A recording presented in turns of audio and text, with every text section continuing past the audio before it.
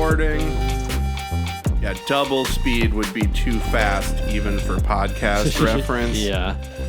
Hello, everybody. Welcome to another Overcast summer bonus episode of Trek in the Valley.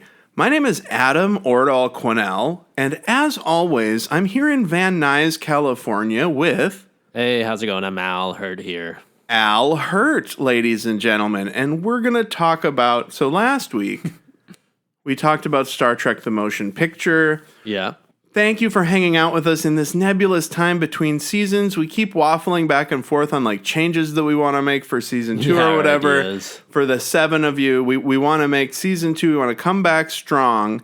And there's so many movies and other cool Star Trek shit to talk about that we might get caught up in it. Yeah. I mean, now I've got I've got ideas for next week, and yeah. So basically, last week we talked about Star Trek: The Motion Picture, and this week we're talking about Star Trek II: The Wrath of Khan. Bam, bam, bam, bam.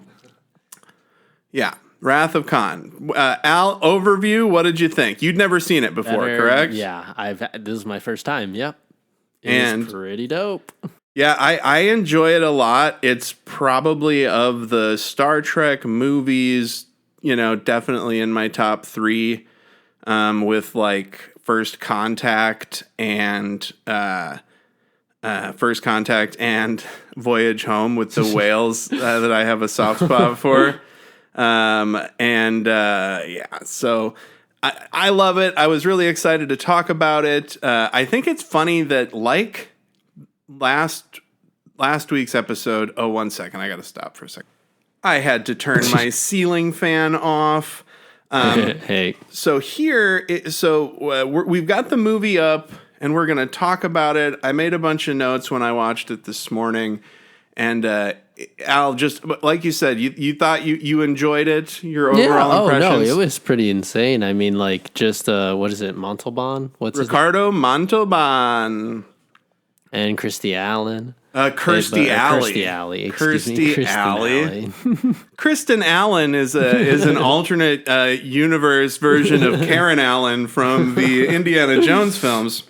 Oh, right. I love this movie, and we have to talk about, first off, it opens just like Motion Picture did with like a star field, but for not as long. No, definitely not as long. I think the biggest strengths in this movie is obviously now the cast, where I said the last movie was just the CG that kind of held it. Yeah.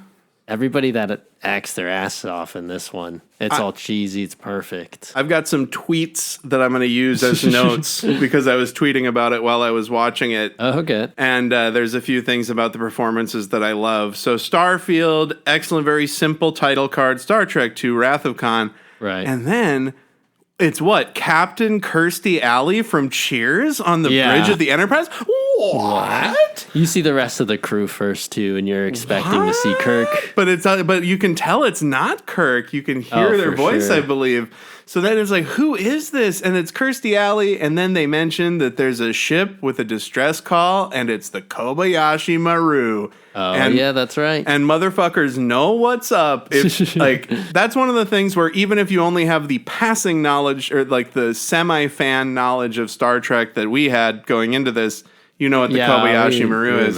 Do you know what the Kobayashi Maru is? It's like an impossible test that you can't win. It is a no-win situation. No-win scenario, yes. And they reference throughout this movie, Kirstie Alley's character, Saavik, asks many times, how did you do it, Kirk? How did you do it? And it's a big deal at the end when he tells her. We know from the J.J. Abrams Star Trek. J.J. Abrams. The J.J. Abrams Star Trek that he cheated. So he fucking... It was a trip watching them reminisce on that. And the opening is so great. We watch all the characters because it's like the A+ bridge crew, and they just get blown up because she fucked up the Kobayashi Maru. This is reminiscent though of the episode in season 1 when Kirk and them are fighting the what is it called? Those aliens that have those mines or something, and those explosions that's coming towards them, and they're like in a sand planet. and they're running around. And remember, we were saying Spock and Kirk were like twirling in the explosions. Or Yes, whatever. I can't remember the exact forgot the episode, planet, though. but yeah, they definitely did their explosion acting. And they shoot back a nuke, remember? Mm-hmm. And a little grenade launcher. Yes, the nuke grenade launcher. And then we get the reveal that it was Kirk testing them all along. And so they're like all of the original bridge crew are like helping train this next generation of Enterprise crew. Yep. And that's one interesting thing I wanted to talk about. Where we're oh yeah, go ahead. No, we're just not going to go like we'll have it on, but kind of jump around. So it turns out that it's basically this is a great. So Bones pretended to die in the opening, and he's like laying on the floor on his side, like talking to Kirk, like, "Didn't you like my performance?" And Kirk says, "I'm not a drama critic." That's one of my lines that I picked out that I really enjoyed. He's just not in the mood. And another thing I wanted to bring up though is that it immediately establishes like the age. It's like this is a new generation. You see new faces. Kirk's now the teacher. He's the admiral. He's part of the whole. What is it called? He kind of is part of the system that he didn't want to be in. Well, like, he always wanted to have the Enterprise. He immediately becomes a captain again as soon as, of course. like but this is how it starts, right? So far, 100% of Star Trek movies have been Kirk goes, "I want to be a captain again," and then finds a reason Fuck to this do job. that. So I don't know why he didn't just stay a captain after the should've. first one, because he learned that's the way the first one ended, especially too, where they're like, "Well, okay, I guess it's time to go." we're off. Yeah, they just started a new adventure, and I don't get it. It feels like they didn't learn their lesson from the last one. So they're doing a retrofit. Spock is the captain now. Oh yeah, that's right. And I believe Saavik, the Vulcan that Kirstie Alley plays, is his first officer. Yeah, it's the first officer. And this movie was was directed by Nicholas Meyer, who also directed. Let me pull up a few things here. A little fun fact though about that scene Shoot. in the hallway that they're at right now. It's Kirk and Spock talking. Yeah. Everything around them's a miniature model, and they just like inflated it. The only thing that's real is him in front of the door in the hallway. Wow. So that's wild. Like everything else is just kind of like made up crap that they made at some point and then just kind of fit it in the frame. And that's why they're only standing there in that one spot. It's like a massive composite. Yeah, that's what it is. Massive composite. It's So pretty clever though. So this guy directed the only other he directed a bunch of stuff, Volunteers, Fairy Tale Theater. It looks like TV movies, and then he later directed Star Trek VI: The Undiscovered Country. And other than that, nothing I'd really heard of. And of course, I was looking at the wiki. You read it in the compendium. Oh yeah. The studio wasn't happy with Gene Roddenberry's script for this movie, Kicked him. so they kicked him to the curb. But it says he's an executive consultant. Yeah, still. Well, also, it's That all cracked me characters. up. It's all based on characters by Right, and they all that had shit, to, you know? yeah. So, and honestly, I love this movie so much that if we had to fire Gene Roddenberry to get it, it's a bummer, but good. Hey, It turned yeah. out great. So Kirk and Bones are chit-chatting. It's Kirk's birthday. Bones brings him Romulan ale, which is illegal. Oh yeah, that's right. And it's so hilarious because Kirk goes, "Bones, you know this is illegal." And he goes, "I only use it for medicinal purposes." And then he goes on to describe how he procures it at a port from some sketchy dude. Yeah, he's such a goofball. But so basically, Bones is laying it on the line for Kirk. He's saying, "God damn it, Jim, you're meant to be a captain. You're so boring, Jim. Damn it." Yeah, you shouldn't be doing this." I've got Hilarious. a bunch of lines marked in my notes that I I wanted to love cover. his the guns on the wall too that he has. Yeah, Kirk has a collection of weapons and also Just so bizarre.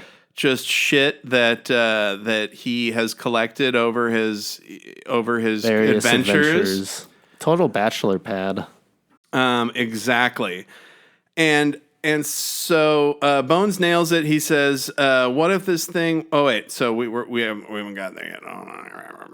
Oh yeah, there's he goes, "Jim, I'm your doctor and I'm your friend."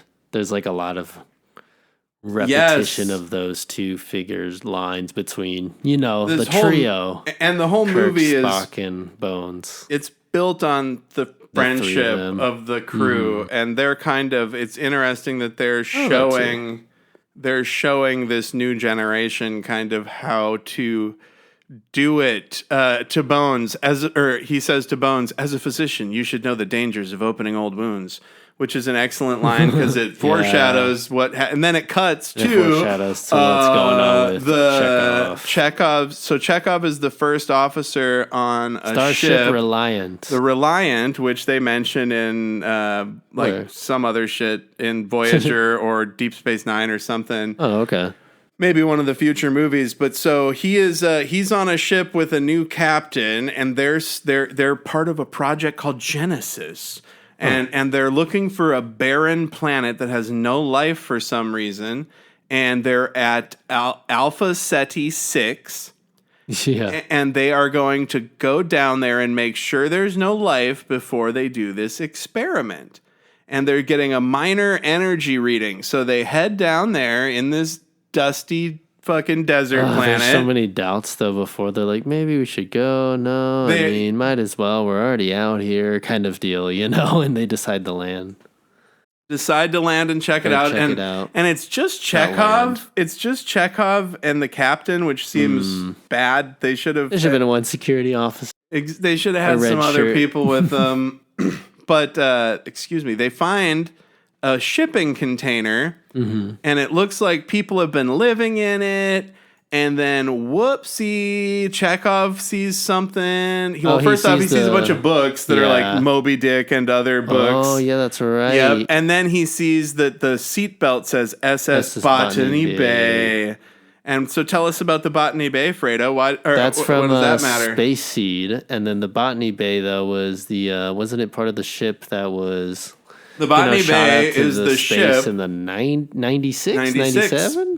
The Botany Bay, Botany Bay is the ship where Khan and his genetic, super genetic people, in their fishnet sleeping quarters. Yeah, that's the ship that Kirk and the crew find. Do you know what I realized I forgot too? At the end of Space Seed, he takes one of the crew members. That's his wife, right? The wife. Yeah, that's his wife. When he says not in this one because she's dead. Dude, it's insane. Like, it's so smart how, I don't know, maybe they were reading through a bunch of scripts of Star Trek and they're like, dude, they just left this gem of leaving some superhuman guy on a planet. Like, who knows how that villain would come back, right? It was one of the more famous and acclaimed episodes of the time, exactly. Of the revival or whatever. So, but of course, so Chekhov is like, "Holy shit, Captain, we got to get out of here. We got to get out of here." Right. And then they walk out, and whoops, all of Khan's people are there wearing their desert gear. Yeah, it looks so dope. There's one joke that I want to point out later, but so then they just disappear off comms. Like,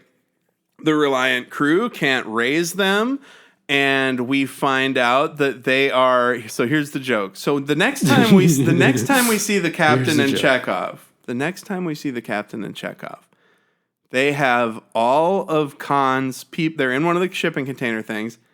They have all of Khan's people behind them. All of Khan's people are out of their robes. And now we watch this scene of Khan disrobing, taking off his outside desert gear. So what you're telling me is he stood there wearing all of his gear while the other characters took their gear off and set it aside. We don't see it in the room.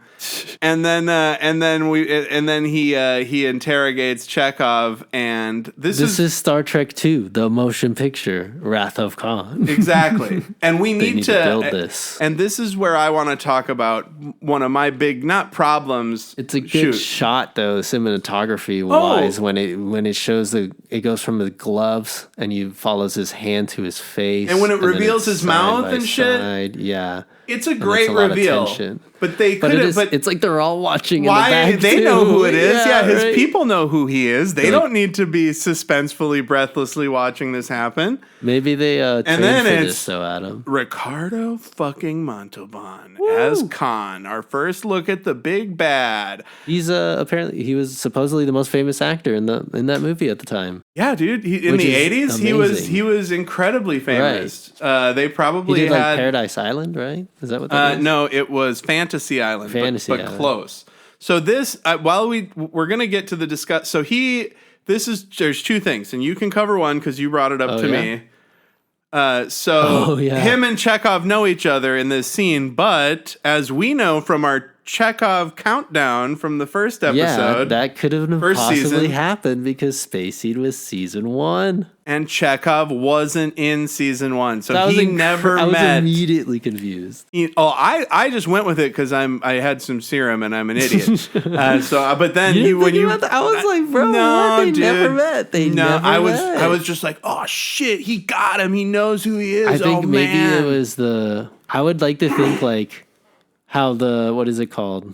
What's that other maneuver? The Corbomite maneuver. Corbomite and manu- like that stupid other shit like that maneuver. would be in the space, or excuse me, would be like in a big book of just all of Captain Kirk's like orders and adventures for all of Starfleet to read. And I've just people are like, don't read the Botany Bay. If you see any seatbelt with the Botany Bay, that must mean Khan is there. Well, and that segues great into the one big one of the big problems I have with this movie, the story, the screenplay is.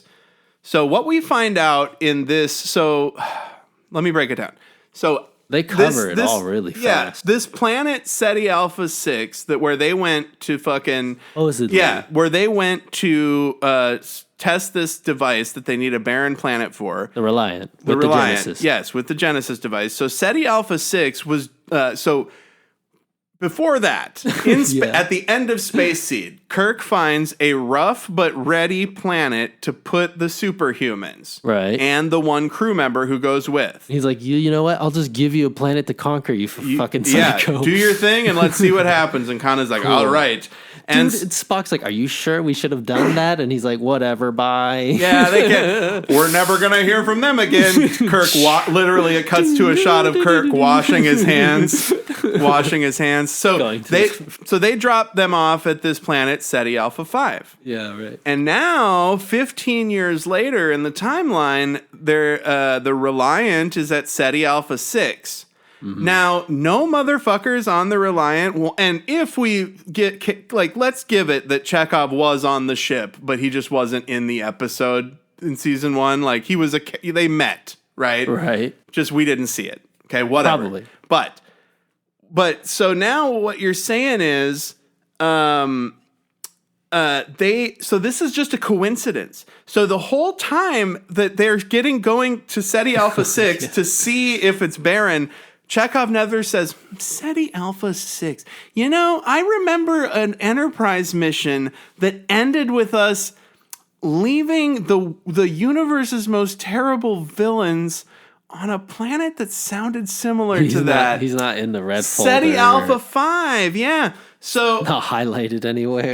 And why wouldn't, when they put it in the computer, we're going to Ceti Alpha 6, why wouldn't the computer say, oh yeah, Khan is right next door. Be careful. Yeah. So it's all just a coincidence because what happened was 6 months after, we find out here in the movie, 6 months after Kirk left them there, motherfucking 6 months after Kirk left them there, the planet that the Ceti Alpha 6 broke apart and it pulled Ceti Alpha 5 into its orbit. So this planet that they thought was Ceti Alpha 6 is Ceti Alpha 5. And Ricardo Montalban, one of my lines I pulled out, one of his excellent line readings is, "This is Ceti Alpha 5." Yeah, right. And they're like, what? And then we get to... I was like, oh no. I just kept saying, oh no, the whole time. And the fact that, there's 6, right? Did they count did they count the other ones? Was there a 1, 2, 3, 4? What do you mean? A Ceti Alpha 1, a Ceti Alpha 2. I don't know how that works. Right? I don't know how naming the planets works, but but what the shit, dude? Wait, there's one missing. There's supposed to be 6. Exactly. That'd be so funny. Look at the star chart. Some spaceball shit. Don't you have people checking this in your astro lab? Yes. Don't you have 7 of? Don't you have your 7 of 9? Yeah. Checking the Astrolab. Oh my god! And then this, but it is a good reveal. So that's exciting. So that's scary. the big problem I have with this is that. So you're telling me that Kirk didn't report any of the events of Space Seed? He just left them there, and then they all just forgot about it? Because we find out now also. Kirk didn't check on them in 15 years. Oh, of course. So the whole, and we'll talk about this more at the end, but the entire events of this movie, 100% Kirk's fault. And that's why it's so good. Because they say how great of a captain Kirk is. At one point, I don't know if it comes later, but Spock says, Jim, your best first destiny is being a starship captain. Anything else is a waste of materials. Dude, they all hype him up. So they think he's the best captain, but the only reason this story is happening and all these people die is because he fucked up. But he does save the day eventually. But Well, yeah, but speaking still, of the fucked reason why up, this all happens is his fault. exactly. And he does the same thing again at the end of this movie too. Well, doesn't he kill him? He's dead. Yeah, he does. But excuse me, Spoiler at the end alert, of the Khan last dies. movie, I was thinking the last one. Excuse me, at the end of the motion picture, the first one, he reports 2 officers as missing. He's just like, "Yep, they're missing. They're not dead. They're not missing." dead." Well, that He was could've because just said they're. but they became energy in the ether. Yeah, of course, so but it can't really come back to him. But it's like he's always bending the rules, you know. Like, oh, he's a goofball. And he's the admiral, and he's a big rule breaker. He's such a dick. right? No, and then it's like it's clear he doesn't want that life. It's just so bizarre. Why You're does right, he? they He always should start out just like be that. a He should captain, dude. Just be a yeah. captain and fucking shut up about it, or be an admiral that acts Tom as a Cruise captain. does it in Top Gun. He's somehow a captain for like.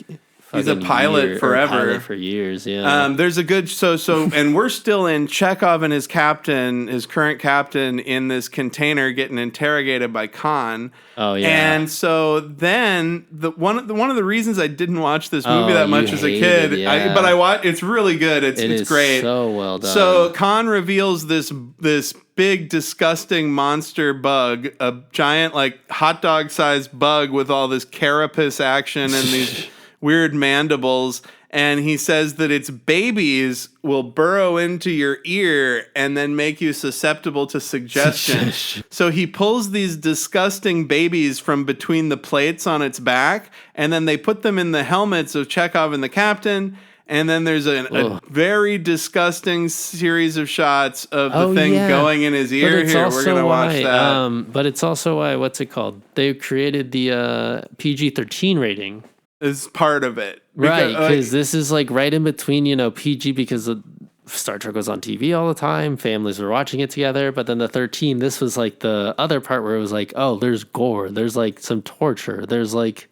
Yeah, it gets a little like gray, themes and situations. But was it PG-13 or was it PG? No, PG-13 didn't exist yet, I don't think, and we didn't even get into because this was 1982, right, and PG-13 existed because of PG-13 happened because of Temple of Doom. Oh, really? Yeah. So this was PG, but Temple of Doom was 85. 87, I think. 85. You might be right. But at any rate, the ear bug. I just wanted to cover how disgusting it was when the claymation ear bug goes in his ear. Super well done, though. And then they are definitely hypnotized. It just cuts to Kirk and the crew, just like the Enterprise is so nice. 84 was Temple of Doom. Oh, okay, 84. Okay. So now. They're so excited. Yeah, so now the old crew, we got Sulu, and Uhura and Spock and Kirk going up to the Enterprise, Bones and Kirk going up to the Enterprise for the inspection, and Kirk's like, all right, we're gonna take her out and see what's going on, and he's doing his inspection, and there's lots of funny stuff, and then there's a hilarious thing where Kirstie Alley is gonna take the ship out. And Spock is like, have you ever taken a ship out of space dock? And she goes, no. And he goes, go for it. And when she's about to fly the ship out, Kirk looks like he's going to shit. And Bones says, would you like a tranquilizer? And Kirk says, no. And I honestly think it's because there's a woman driving the Enterprise. That's why he's like all like worried about it. And maybe it's because she's probably young too. Oh yeah, they're the training. They're the cadets, right? And some of the old crew. So it gets so dark though in retrospect too. Mm-hmm. Well, so that's what I wanted to mention, the fact that it's about this training crew. And it's Kirk's fault. Because it's a training crew versus it's a training crew versus history's greatest villains, genetic mutants. And this is where we see Dr. Carol. We see Dr. Carol. Dr. Carol. Who is an ex-flame of Kirk's, and they don't really get into that as much as I would think. And she's the actress who plays her is great in the new one in Into Darkness. Oh, really? Yeah, she's awesome. Alice Eve, I believe, is her name. But Okay. this lady is, let's see, cast Wrath of Khan, and this is Dr. Carol BB Besh. So this is Carol. Besh. This is Carol and her son, Preston, I believe. Yeah, her son. Or is it hilarious. Preston? So it ends up being Kirk's son, whatever. Right, but he's just like, God, Kirk's such an asshole. Yeah, so basically this is Carol and they don't I just said they don't really talk about their relationship. No, they yeah, they do. They had a do, son. yeah. I'm a fucking idiot. Well, no, but they mention it for like maybe 10 minutes in a hallway, and then at the end they like hug. Yeah, exactly. There's too much shit going on. But what's happening now is this Carol lady, who's the scientist behind Genesis, and her son / Kirk's son are like, what the hell is going on? And they talk about how Genesis is this dangerous ass thing, and the son is worried that the military is going to take He's it a over. smart guy. Yep. And then, whoops, hypnotized Chekhov shows up on a view screen. Hey, we're the military. We want to take it over. We're going to come and take it. And Yeah, right. we'll be there in 3 days at Regula 1, which is where this space station is.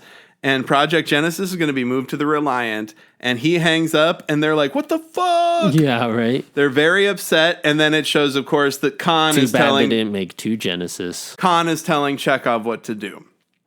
And Yeah, right. And then it cuts to Kirk getting in a turbo lift and Kirstie Alley in her Starfleet gi. Yeah. Kirstie Alley in her Starfleet gi shows Casual. up, and she stops the turbo lift in the turbo lift with an admiral. And she goes, how did you beat the Kobayashi Maru? Jesus. And he's like, you can ask me all you want. I'm not going to tell you. And also, did you change your hair? And she's like, yeah, I did, whatever. And then Bones sees her as she's leaving, and he goes, did she change her hairstyle? And Kirk goes, I didn't notice. That's another scene that I liked that I wanted to mention. Yeah. If you hear Wonderful some sound stuff, in the that ramen background, ale. that is I think we're getting like an Yeah, we airplane are or a picking it up. helicopter. Mhm. Airplane / helicopter break, our first one of the series. And so now we find out. Yeah, that's right. They're just talking about troubles, right? And then Bone goes, it never rains, it pours. And that's kind of just like. And then it cuts to the Carol on a shit view hitting the screen. fan. Carol is on a view screen Yep. saying, Kirk, why did you order that they could take Genesis? This scene was killing me too because I was like, just nod no. Just nod your head no. So Like, she you can't don't- hear him, but he can hear her. And she's saying, why are you taking Genesis? And he's like, Carol, who's taking Genesis? What's happening? And he's like Ah! interviewing her, and she's like, "I literally Grab can't a pen. hear you." Be like be like Dr. Dre and grab a pen and a Yeah, pad right. and explain what's going on. But No, it was really silly though. so then It is funny though. we cut to the scientists, and then we get Ooh, Kirk talking familiar. about Kirk talking to Spock, and Kirk's basically like tiptoeing around like, you're gonna have to give me command, and Spock is like, you should be in command. I have no ego about it. Just be the It's so fucking captain, stupid, dude. It's so hilarious. And that's where he though. has this great line where he says the needs of many outweigh the needs of the few. And Kirk says, or the one, which are his needs, to his need to be captain, you know? And then this is where Spock has this amazing line where he says, you are my superior officer, you are also my friend. But and then when Kirk, that's also in the same I have tune been as and what's always it shall called? be yours. What's it called? It's when Bones also says to Kirk in his apartment, like, "Hey, I'm your doctor, but I'm also your friend. I'm your doctor and your friend." See, they're all like, friends. It's all kind of like this. It's more weird little important than interior line. Yeah, exactly. It's more important than their connection through Starfleet. Right, exactly. And so but that's how they always like introduce yourselves. Exactly, they're friends first. Trio. Mm-hmm. And the reason that I think that I mean the other thing that I love about that scene, of course, is when Spock says, your first best destiny is Starship Captain. If you're anything else, it's a waste of material. Yeah, that shit's I fucking hard. love it. And then the next scene is Kirk saying, all right, I'm taking over the ship. We got to go to get Regular out. 1. Shit's fucked up. And then they head off to Regular 1. And the next thing that we see is on the bridge of the Reliant, we've got Khan and his first officer, Joachim, who's like, look, man, we got a ship. They got the Reliant. They're like, we don't have to attack Kirk. We can just go we've escaped our exile on right. SETI Alpha 6. I guess they were on SETI Alpha 6, SETI Alpha 5 is one. Right. I got those backwards, but you get it. So this for his first officer is like, dude, we could just go. And then he's like, I will not go. I will kill Kirk. I will do whatever I can. He tasks me, and I shall have him. He's a psycho. I shall chase him round the moons of Nibia and round the Antares maelstrom and round perdition's flames before I give him up.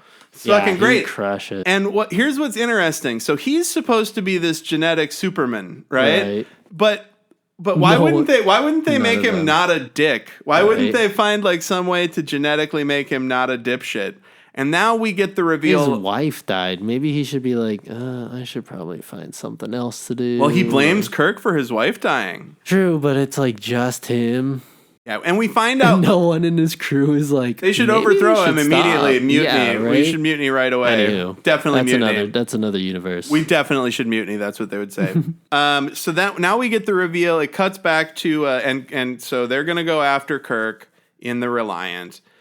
And Spock is like, hey, Kirk, we'd be able to help you more if we knew what Genesis was. So Kirk is like, fuck. All right, you and you. He gets Spock and Bones together, and they go watch a tape from a year ago that is a very, first off, hilariously 80s video recording, and it tells what the Genesis device is. So, and the special effects, though, in this demo are rad. Apparently have been made by like people who would eventually create the company Pixar, because they were like John doing Lasseter and shit. Yeah, they were doing stuff for George Lucas, which was getting outsourced for all the CG or special effects for this movie, Wrath of Khan. Like this whole effects too.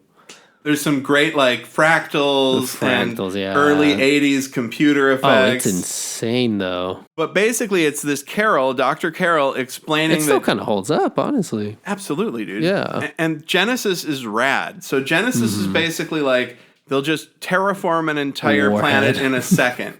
They With just the warhead. they just blast it into, like they tested it first in a lab, then they tested it in a cave, and then they're going to find a barren planet. Yeah, they shoot a warhead at it. It burns away all of the existing whatever on the planet, and it reassembles the matter into life. So it takes all the matter from the sand on a barren planet and it turns it into a life-sustaining biome, right? It's fucking rad. It's pretty amazing, though, looking at the sequence now. Apparently they use it in the other movies, too. They, like, repurpose it. Oh, definitely. Isn't there... Oh, yeah, they say there's a Genesis trilogy, right? That's what I keep hearing. Yes. So after this, we get Search for Spock and then Voyage Home, and they're all kind of one big story. Oh, okay. And so this is a rad sequence that explains what Genesis is. And they, of course, cover, well, I mean, in the wrong hands, what would happen if you use this device on an already inhabited planet? Bones asks that, and Spock says, well, the existing Matrix would be overwritten by the new Matrix. And he's like, right. Overwritten? You mean it fucking destroy everything? Yeah, it's like, right. Rearrange all the molecules in a second. And and Bones says, dear Lord, do you think we're intelligent enough to suppose... what if this thing were used where life already exists? And it's so great because he's right. Silly. And now they still don't know about Khan, right? They're just talking about how it's basically a nuclear warhead. No, it's so much worse than a nuclear warhead. Right, but exactly. Yeah, it's 100 million nuclear warheads. And then it's a reanimating warhead. Whoops. Now they run into the Reliant. Right. Oh, what? And this whole first sequence is really great too, their encounter. Tell me about it. Well, it starts with, the Reliant just pushing ahead and totally destroying a bunch of parts of the Enterprise, but then they do have that great comeback at the end. Before that, though, they're not communicating. Oh, so yeah, that's right. The Enterprise is trying to raise the Reliant, and the Reliant isn't giving them anything back. But it's because they're so sneaky. Exactly. And then and Kirk doesn't put his shields up. Mm-hmm. And then Khan puts his shields up, and Kirk says, quick, put the shields up. And Khan's already got them, and he shoots them. Right. And gets to where you said they destroy a big swath of the edge of the Enterprise. Yeah. Gosh, it's, what was it? Oh, yeah, and he has a good line, too. He said, Khan says, let them eat static.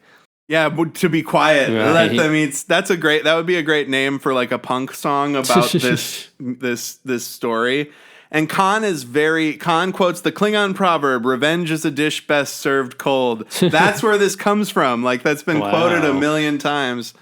It is very cold in space. So he's happy because he thinks that he is destroyed the Enterprise by shooting it up. Yeah, they burn them up. Oh my god, engineering gets the brunt of it, don't they? They're closing the emergency doors. A bunch of engineers explode. Uhura and the bridge crew, it's all red alert, and I'm just trying to get to where he turns it around. So the Reliant is coming back around to blow him up, and then Khan reaches out, and here it is. Kirk sees him for the first time. The look on Kirk's face when he sees that it's Khan. 51 minutes. 51. Good eye, buddy. Right. 51 minutes in, we see the big bad and the hero. And they've been kind of at opposite ends of their journeys, and now they crisscross. And he said he left them. The crew of the Reliant was left on Ceti Alpha 6 in the dust, basically. And now Khan is saying, you have to give me all the information about Genesis, or I'm going to destroy your fucking ship, and that's the end. And then Kirk, the author of the Corbomite maneuver. He just pulls another Corbomite. Well, first he says, Khan, take me if you want, but that's not enough for him. Of course, yeah, the noble. And so he wants all the information, and Kirk gets sneaky, and he's like, act like you're doing work, and then do this. What was it? He's giving him information, right? Yeah, about the ship and Starfleet and stuff, catching him up. He needs they need the they're getting a proxy code or something. So basically, he's getting a code for the Reliant so that they can take over the systems and turn down the shields. And so Kirk's got to keep Khan busy while they figure out that prefix number. Yeah, the prefix number, yeah. And he's like, I'm sending it through. So he disables Khan's shields, and it's a big fucking blast. Their Kirstie Alley character, too. She's like, what the fuck is going on? And he goes, oh, it's because... in case a ship is taken over, we can dial in and take it over. Basically, exactly this. Exactly. And then when Khan's like, "Where's the override?" and all that blasting stuff, it gets really exciting. Yes. And then what's it? Scotty. And then we see Scotty with an almost dead body, showing the casualty of Kirk's hubris and what just happened. Exactly. Yeah. Why didn't Kirk raise the shields right away? It's fucked up. Weird. Some great space stuff. I thought that guy was dead, but he wasn't. Was awful. And then he goes. The engineer that's on the table dying says, "Sir, was the word given?" What's he say? Oh, hold on. I think is the word. Is the word given, Admiral? And he says the word is given, which is the stand down order. Right. And then the guy dies, warp speed, and then he dies. And Kirk then has blood on his chest for like the rest of the movie. That's symbolic of him being a fucking fuck up. And so now Khan is disabled in space. Why Scotty's so sad is because in the script that was supposed to be his nephew. That's why he's a lot more emotional and pissed off than the rest of the crew. But it played well. But it played well because I thought it was just it was his crewman in engineering. Right. It's like he's like, that's my crew, Captain. Exactly. You can't be fucking around. So the Enterprise proceeds on to the space station, right? And they're nervous that Khan's hiding, waiting for them, and because they just fought Khan, and both of their ships were fucked up at the end, and now they get to the space station, and we find out that a bunch of the scientists have been killed and are hanging upside down. So what I don't understand the timeline of so Khan had that encounter with the Enterprise, and then he was able to get to the place before them because they had 3 days. The point is, it feels weird. It's like Khan has the fastest ship ever. The Reliant is super fast. Even though they blew the hell out of it. Basically, they find out that Khan, they're too late. They find Chekhov and his captain in a shipping container. Yeah. A bunch of the scientists have been murdered.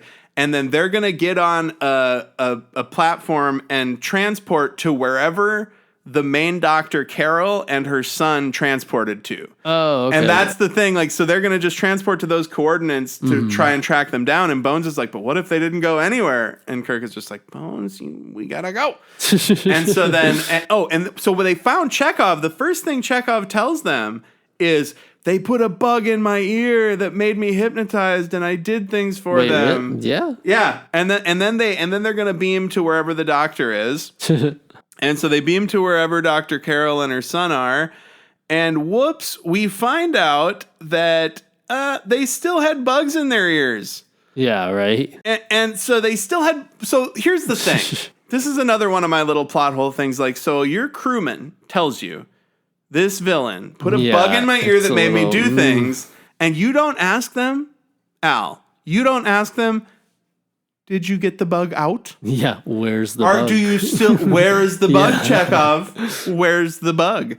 And the captain that Chekhov Bones doesn't check either. No. Bones should have noticed. But the captain that Chekhov was working under is Paul Winfield, is Captain Terrell. He does a good job. He does a great job. And he actually fights the brainworm because Khan is telling him to kill Kirk. But he kills himself with the phaser instead. Really noble. And then Chekhov is able to fight it.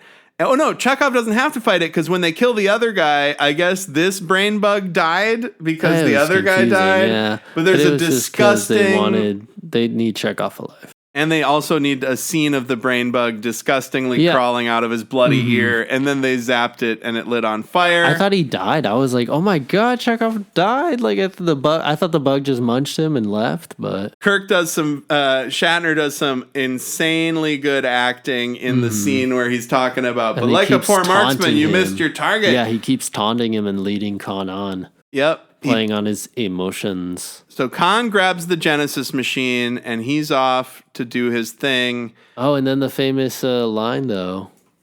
What famous line? That comes up. The Khan. Oh yeah, he yells Khan, and it's very good. It's a really good interaction between them. Yeah, and so Khan really thinks, good writing. Khan thinks, well, really good acting. I've hurt you, really and I wish to go on hurting you, marooned for all eternity in the center of a dead planet. So he's just going to leave Kirk and the few people that went down there to be buried alive. And Kirk yells, Khan! And it's very good and moving. Hilarious. So they're hanging out. So then Khan goes off to do his evil plan, and it leaves Kirk and Carol and his son and Kirstie Alley and fucking Bones. And then wait, rewind it. When his wife, not his wife, when his baby mama goes, who's Khan? And he's like, well, it's a funny story. He's like smirking as if not even Terrell, the captain, just died, 2 minutes ago? That's fucking hilarious, dude. And the fact that he screamed, Khan. Yeah, not a big deal. It's a big swoop. It's still kind of like the show, but still. Exactly. And one of the things that I said about Shatner's acting is he's doing like an elevated version of TV acting, and it's better than if he was just doing regular film acting, if that makes sense. That's true. And so then Carol finds a reason to get everybody out of the room except Kirk, and that's when she's like, he's your son. Kirk's like, I'm not in his life. Yeah, and so they don't know what they're gonna do, but she's just she's like, were we even in a relationship? He's a lot like you in a bunch of ways. And spoiler alert, they bite some of these beats for Picard season 3, the last season of Picard. There's some parentage stuff that happens there. So they have a good scene of Shatner dealing with the fact that it probably was best that his son didn't grow up chasing him around the galaxy. Well, yeah, and it's Shatner just feels done, basically. It's akin to what we saw immediately at the beginning when Shatner comes out of the light to talk to Kirstie Alley's character for the test. Yeah, it's just like the division between old and young, and just like, hey, you didn't do this test right. I'm the one training you because I'm the one that knows better because I'm older than you. Right, but he didn't know better. He fucked everything up.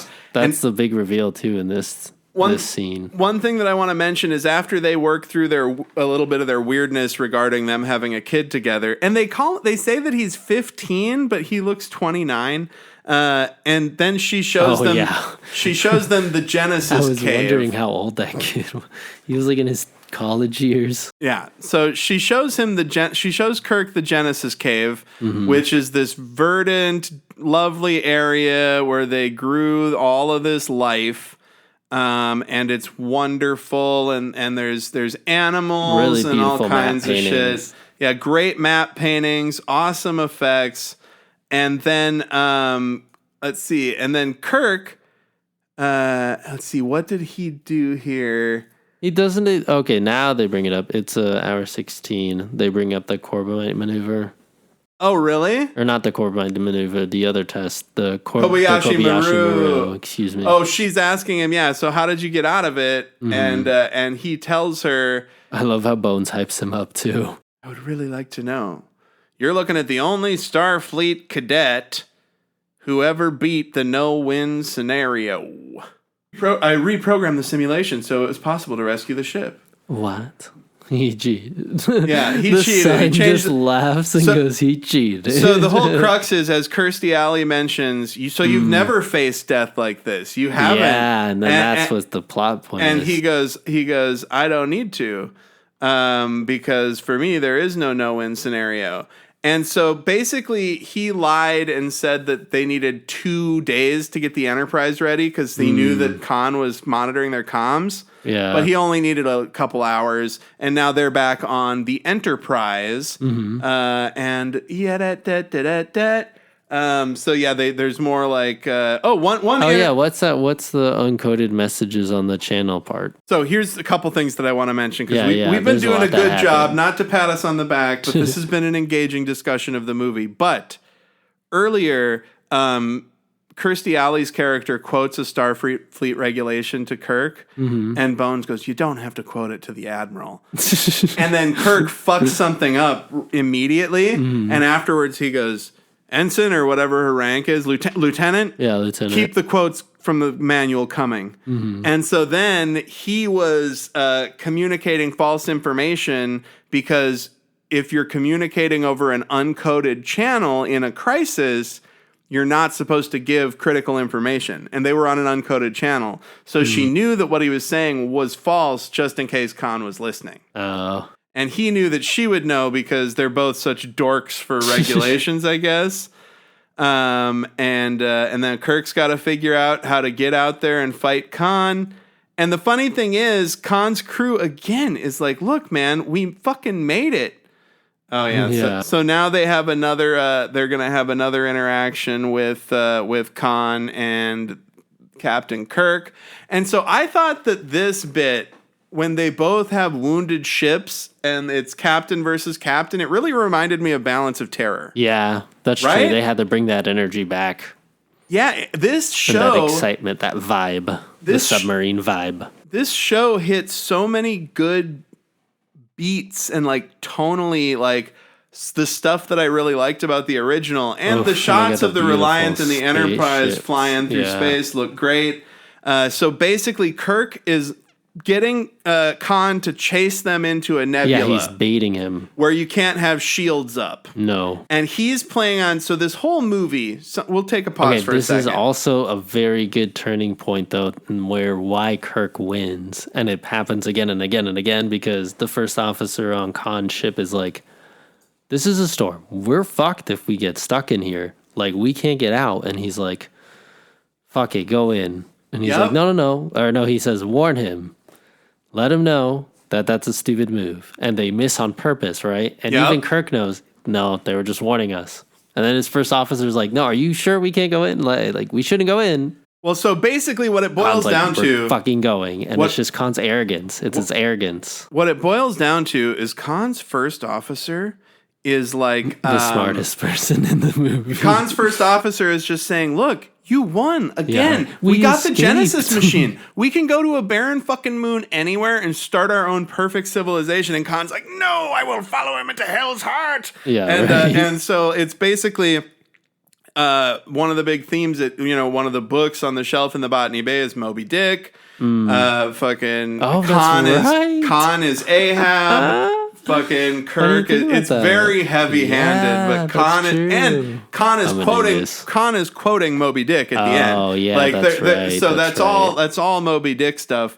But so yeah, Kirk is using Khan's own obsession with him against him because they can't put up their shields in the nebula, and the first officer of Khan's ship that just wants him to give up is saying, "Look, we can't have shields. Don't fucking go in there." And Khan is like, "I will go in there. Full power, damn you," he says. Full power, damn you. And they follow him It's in. his arrogance, man. The Reliant and the Enterprise are both in this nebula, and they don't have sensors. They can't tell that where is a each other cool shot. are.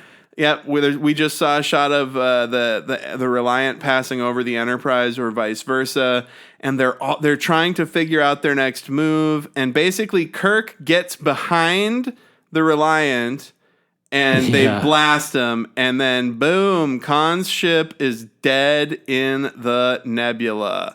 Right. He gets off a few shots at the Enterprise too, but we watch Khan use his superpowers to lift a thing. And then Scotty's got to take the mains offline. Both ships are inoperative. And then we see Khan's first officer dies. And Minutes then after Chekhov comes back to offer his assistance. And this is one thing that I took out. One thing that I wanted to talk about. The difference between Khan and Kirk. So Spock says it right here. Spock says, look, he followed us this far. He'll be back. That's what Kirk says. And Spock says, has a great iconic line. He says,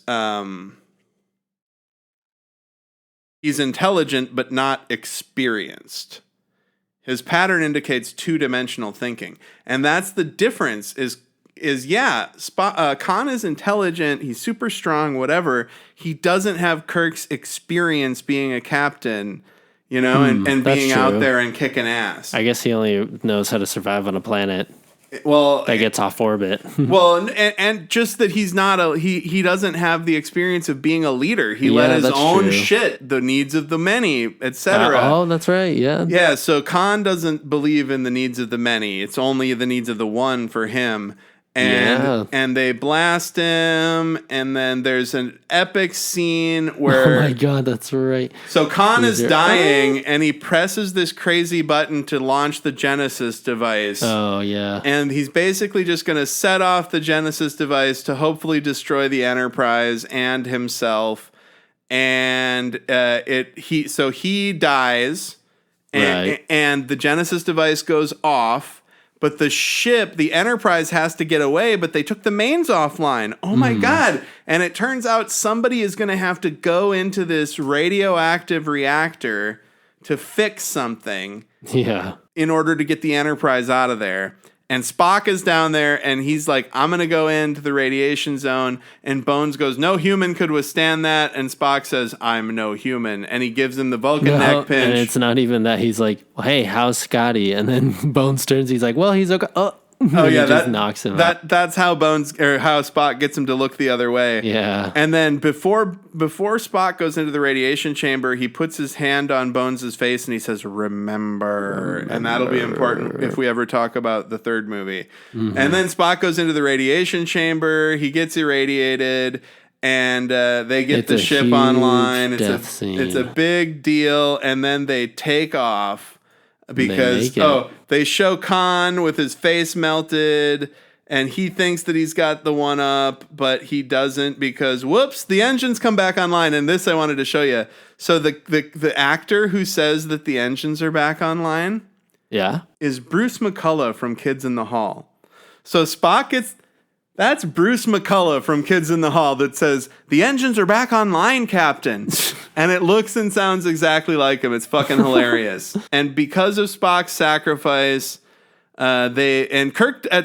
Kirk watches watches Khan's ship explode. Right. He's so excited and happy. And at this point, we've got it paused on a smirking Kirk. He looks like fucking Paul Reiser. And Carol and his son are on the bridge watching the Genesis. Son with his his tied sweater around his neck. He looks like hello everybody. Yeah, I'm a scientist. He looks like he should be wearing an ascot. Like what is it called? He's gonna play tennis later. Going to tennis or he's on a yacht club. Yeah. And so they go up to the bridge, smirking Kirk, to watch the explosion. Smirking Kirk. This Kirk, he doesn't know that his best friend is dying right now, and that's right. So then Scotty comes up to the bridge and says, rewind it. Oh, hold on. There's a line that makes him go like, "What?" Oh, he saw it already. Oh yeah, so he gets a transmission engine room. Well done, Scotty. Yeah, he congratulates Scotty, and Scotty's like, McCoy says, Jim, I think you better get down here. Bones. Better hurry. And he looks over to Spock's chair, and Spock's chair is empty, and then he knows that it's about Spock, so he says, Saavik, take the con, and that's Kirstie Alley. And then we see the Genesis planet beginning to form.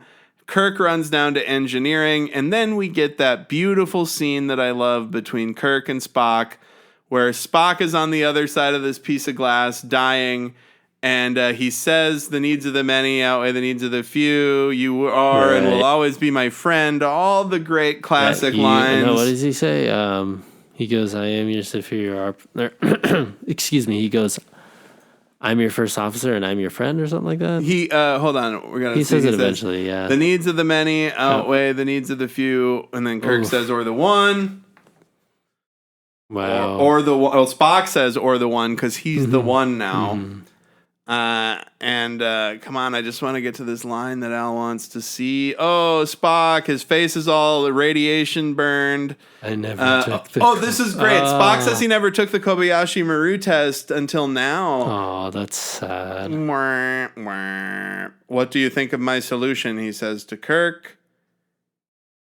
Man. Spock! Well, this is the moment, though, too, and they bring it up, obviously, after, where it's like, he never took the test because he's talking about Kirk too, because Kirk cheated. Like he never had to deal with death. That's the thing. I have been and always shall be your friend. And yeah, that's what he said earlier too, when he was telling Kirk to live long and prosper. And then they put their hands together through the glass, and Spock dies. And so at this point, we've still got like 15 minutes of movie left. Khan is dead. Spock is dead. Right. And then we cut to Spock's funeral.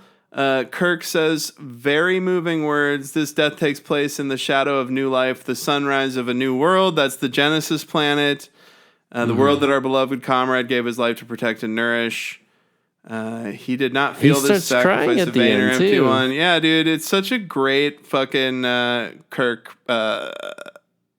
what's his name? Shatner performance. Of my friend, I can only say this. Shatner pause. Of all the souls I have encountered in my travels, his was the most human. Love it. He turns away. They shoot Spock's body in a torpedo tube. And it's the music too. Oh, we get the musical sting. And it just goes, and then like a shooting star. Yeah, Spock's body shoots to the Genesis planet and I guess lands somewhere. And it's Amazing Grace is the song, which I think is funny because, I'm so glad you made me listen to the music because I thought it was fucking hilarious. So they got a Vulcan first officer, science officer. It's Vulcan's funeral. And as they're getting ready to send his body out, a bunch of fucking bagpipes start playing. Scotty has a bagpipe, doesn't he? Well, maybe, but so he's playing Amazing Grace on the bagpipes I don't think any Vulcan wants that. I just thought it was hilarious, and then it bleeds into the orchestral Amazing Grace. Yeah, they totally disrespect his wishes. Fantastic. And then Kirk's trying to read it's like A Tale of Two Cities, the book that he got from... And so Kirk has a good conversation with his son. Yeah, that's what I'm saying, though. They never really get into it. There's so much action that happens that, like, this is the other 5 minutes of the movie where he's like, hey, Can I talk to you for a minute? You're my pretty dad. cool. Yeah, you're pretty cool, Dad, and I like you. And then Oh yeah, he says you've never faced death, and I'm like, oh yeah, there we go. we get Perfect. it. We got get it. We got it. So this basically the Kirk's scene like, with his son. The scene with his son is basically to drive a nail in the coffin the of message home. every theme that the movie has been. Well, he's always cheated death too. He's always been so narrowly. That's what he says. out I've of tricked it. my way out of death, and patted myself on the back for my ingenuity. And the son's just like, I like you now, Dad. You're And then, a good, then they hug. person. I'm proud to be your son, Yeah, is what that he was says, nice. which Yeah, is I'm proud. that is nice. And then, so then Kirk does his captain's log. They've got the Genesis planet. They all as well. It's very much an ending like one of the episodes. Yeah, And it's all yet- cheery. I can't help but wondering about the friend we leave behind. There are always possibilities, Spock Wow. said. And so they're saying basically, and then they show Spock's. Okay, hold on. If what is it? If Genesis is It's a- life from death or life beyond death. Yeah, what gonna life happen to from Spock, death? or What, life from death. What happens to Spock? And then Kirk says it is a far, far better thing I do than I've ever done before. Far better resting place I go to. What the fuck is this from again? I should know this. Than I have ever known. Is that a poem? She says it. What? Something Spock was trying to tell me on my birthday. It's from. It might be from the book that he had him read, A Tale of Two Cities. I think. Yeah. I don't fucking know. Hey, if you're such a One fan of of this those. show, figure it out. Email Young. us at trekinthevalley.com at gmail.com mail Jill.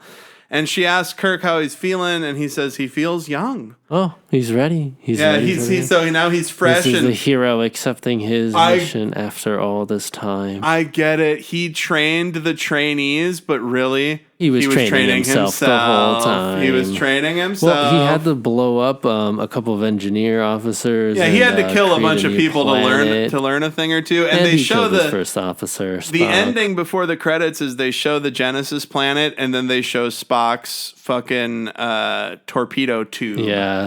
And it's like, like, on the whoa. Genesis planet, like what's gonna happen? And then is that the last? No, it's the continuing journey of the Star Trek Enterprise. Yeah, so they do the Journey boldly is go no where no man has before. gone before, but it's Spock from beyond the grave. And he goes. And if they were doing post credit scenes back then, they definitely would have did one where they like teased that first off the showing, it would either be the showing the pod is the post credit scene, or they would show Bones having a dream about Spock, like Spock's memories that he put in his head. Because Search for Spock is the next part of this trilogy. Okay. And that's where they have to go find like Spock's new body or something. We'll cover it. I want to cover a few things. Like I want to go through like the big beats. I'll cover it with you. So there's some great lines as the Reliant rolls up on Kirk. They do the Klingon proverb: "Dishes best served cold." That was big. So Kirk gets himself out of that first encounter with Khan. I loved it. It was Kirk hilarious. says, they were like, "Congratulations, Captain," or Admiral to Kirk. And he says, "All I've done is get caught with my britches down, and I must be getting senile. Mr. Savick, keep quoting regulations." That's when he's talking to Kirstie Alley. And Yeah, he's that's keep me on my toes, motherfucker. Oh, I was going to say, that's a pivotal point, too, for him, because that's when he realizes, like, yeah, people have died, too, and, like, this isn't a joke anymore. Like, these are trainees. Like, we need to run it with procedure. We need to keep shit in order. We need to get shit going. But then he does really accept it at the end of the movie, too. Like, that's his mission. Totally. There's a great line right after he gets, after the scene in the bunker when Chekhov's captain commits suicide to get the bug out of their ears. Oh, yeah. Because Kirk had said something false over the comms to confuse Khan, right? He said it's going to take 2 days to get things fixed, but it's actually 2 hours or whatever the fuck. So Kirk says hours instead of days. Now we have minutes instead of hours. Yeah. Like the dialogue in this is so great, and there's only a few scenes between Khan and Kirk, but they're so good. Khan's first officer, we dare not follow them into the nebula, sir. Our shields would be useless. And like you can just see that Kirk is baiting him in to fuck him up. I know, and I love how they send him a warning shot. Kirk's like, nope. And We're gonna keep going. Something else I want to cover. So Jakeem is dying, the first officer of Khan, right? Mm-hmm. And he says, yours is superior, like your cause is superior. Yeah. And Khan says, I shall avenge you. Like, dude, vengeance is what got this guy killed. Like, Yeah, right. You've had vengeance. That's another one that I'm gonna get Kirk for. Exactly. Kirk uses Khan's obsession against him. We covered the intelligence, not experience. Spock says, don't grieve. Like when Spock is dying, he says, don't grieve, Admiral. It is logical. The needs of the many outweigh the needs of the few or the one. We already covered that. I have been and always will be your friend. I can't believe he really died. That's what I kept saying. I was like, wow, they really killed him. Dang, they really hit it. That's why this one's big. Yep. And there's a great scene when Kirk is getting ready to read that book at the end. His glasses are broken, and the reason he has glasses is because he's allergic to the drug that could just fix his eyes, which is something I fucking love. So what was the other thing though? It's very akin to Empire Strikes Back. This whole movie, yeah, where it's like he loses the hero loses a lot, but then somehow kind of recovers, loses at the and end. wins. Yeah, like the win comes at a great cost. Yeah, exactly. The win comes at a great cost. And I love that because, as we know, Spock said, "Remember me" to Bones before he died. Remember, and then something Bones says at the end is he's not really dead as long as we remember him. Derp, burp, burp, burp, burp. Yeah. You put himself in your fucking brain. He's like, dang, like I really care about Spock all of a sudden now. I fucking love this movie. He's like, I'm such an asshole to him, but now that he's really gone, he's all I can think about. So I love that this movie is about Kirk facing his biggest fuck ups.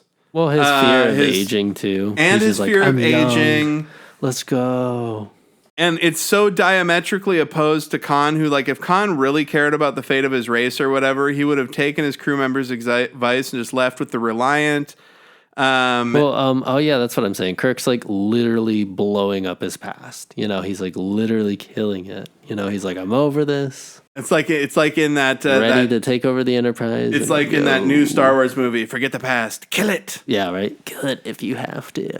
Khan sets the Reliant. Oh, one thing that I want to say is there's a great set piece where Khan sets the weird Genesis device to shoot, and it's like this button with all these circles, and I totally want that in my life just to like turn the lights on or something. But so I loved it. What do you got? What did you think? On it, yeah, this was so much better than the first one, Adam. Like I was just about to say, what's the plot of the first one again? They find the V'ger probe that's fucking shit up. Yeah, exactly. And then it ends up with the two things having sex. It ends up with a computer having sex with a man, and then they make a computer sex man. Yeah, but then they never there isn't a big reveal, but I guess it's intended, right? But that's a one big long Star Trek episode, right? Yes, but this felt like a movie. Exactly. And I think that's where the switch with the script, the screenplay, or whatever happened behind the scenes. That's where they pump shit up. I would have kicked my own ass if we stopped recording and I didn't mention this. We need to talk about the structure, dude. Yes. That's the one thing. Right. And I already did a little bit at the top. I didn't like how it was coincidental that they bumbled along and found Khan or whatever, you know. True, I didn't like that. But I mean, what I wanted to say is I like that. I think that they could have gotten a little bit more. They could have easily had an inciting incident that was just as compelling, but also kind of made more sense. But that's not the point. Why this movie is better than the first one for me is because this has a villain. Most of the great Star Treks are defined by the villain that he's facing, and when the villain is kind of meh, like when Tom Hardy was the villain in that one Next Generation movie, yeah. But it's just kind of meh. and that's why in the first one there wasn't like a laid out villain. It was they were fighting. It's an episode, more yeah. like an episode. They're fighting a space anomaly. You know, they they're they just have a trying to mystery to solve. There's no mystery to solve here. They know that Khan is going to do terrorism, And it's not even a mystery. It's a 2-hour mystery. and it's so great. And so I just But now love the this fact one's that like, we have. boom, boom, boom, boom. We have like a real villain, a real like, because Kirk works best when that's why Balance of Terror is so good. He works best when he's set against somebody else who's a match for him. Just as good, yeah, if not better. And Kirk sees his own faults in Khan. Just the maneuver at the beginning too, where they're like, "Yeah, we're gonna disable his shields and then fire as soon as as soon as he gets close enough, but we're gonna trick him," and just like all that scheming is like just right off the bat, coming out swinging. Great. It's super exciting. I think it's more. There's a little bit more space stuff, or spaceship stuff. It doesn't feel Like as action. antiquated movie-wise No, either. it doesn't. It's got good pacing. Oh, and like, the it's uniforms. The uniforms when the away team goes down to the science station and they have like yeah. those coats with the wide lapels. wide lapels. Dude. And the uniforms in a motion picture fucking sucked. Those Exactly. tan or taupe uniforms or whatever. And the design of the bridge, is that the same or is it different? I have no idea. Yeah, I don't want to. I did not look into it. Oh yeah, this little tidbit though that I saw from some YouTuber, I forgot who it was. I'm doing terrible, but anyways, there was what is it? The fact that Chekhov doesn't know. Yeah, we talked about that a little bit. Yeah, No, the reason why apparently there's some Chekhov biography or something. He said that he didn't think Sulu would like crush it as much as he would with the bug in his ear, and I was like, really? Oh, wow. so that's why it was him instead of Yeah, Sulu? he was Wow. like, you know what? I decided to just be like, yeah, I remember Khan. He just decided to go with it. Yeah. And I was like, man, there's so many episodes, and it's like, if you're writing about Khan, just watch Space Seed. Use the Khan people. Use Yeah, the people. that's it. And here's what It was hilarious though. That brings up an excellent point though that I hadn't really He's thought so about. charming though, Chekhov. Well, but the secondary characters are underutilized. Yeah, like we don't get that's enough true. Uhura. There's no Uhura, They're no. basically just around to comment on what's happening. They're like a Greek chorus. Yeah, that's true. Well, let's think. Who else? Well, no, it's always they're Sulu. they're just Sulu and Uhura. Sulu and Uhura. They use bones really a well. lot, yeah. But Sulu and Uhura, in all the scenes they're in, they're just kind of standing around reacting to what's happening. What? And that's true. they could have gotten Sulu involved more. Savick is more involved, obviously. Exactly. And I feel like they were really, and I do believe that she's in later movies. But I'm think just so going too. I heard she through. was really popular amongst Star Trek fans. Yeah, and the whoops, they still have bugs in their ear. That bummed me out. Like, Yeah, you I know, didn't you're ask like, him. yeah. Do you still have the? Oh, this is kind of an uncomfortable. Maybe we should check. This is kind of an uncomfortable question for me. But you mentioned you had a bug in your ear that made you want to kill us, and I just got to ask you. Did you get the bug out? Yeah, it's like, how'd you take it out? Like, how there was no gay? follow-ation. Al, Yeah. great. How did you? Great question. It was just so silly. Though, I would be curious as to how did you get it out? And the first thing that what is it? Captain Picard would do would be like, take him to the health station. Yeah, right beam now. that fucking bug out of his ear. Yeah, exactly. Yeah, I loved Anywho, it. but- I loved it. Good stuff. It was exciting. Yeah. I don't really have anything to recommend if we were going. So usually on the podcast, we yeah, talk that's about right. stuff, then we recommend something. What I recommend is go watch Wrath of Khan on Paramount Plus. Yeah, seriously, it's pretty Fucking good. looks great. It rips. Al, do you have any music or anything that you want to promote on this bonus Let's episode? see. Young Thug came out with some new music. Oh, tell me about that. It's actually pretty funny. Well, not funny, but it's interesting because like he's facing a lot of charges right now, oh, and it covers like him in the in the courtroom. so he But made like the cover, it's the features as like Drake, Future. It's pretty stacked. This lineup here. so he made an But it's a album rap. about his trial that's happening right now. No, I don't know if it's happening right now. I was going if to say it's that would be gonna happen ill-advised. later, His but attorney, who his knows? attorney would be like, "I don't don't- recommend you release an yeah, album he's infamous for doing that though. about what we're." As your attorney, I would say that's ill-advised. But Maybe, the like- jams are good. The good songs. Good vibes, good songs. Yeah, I can't think of anything else right now. There's a lot happening, but a lot on its way, I guess.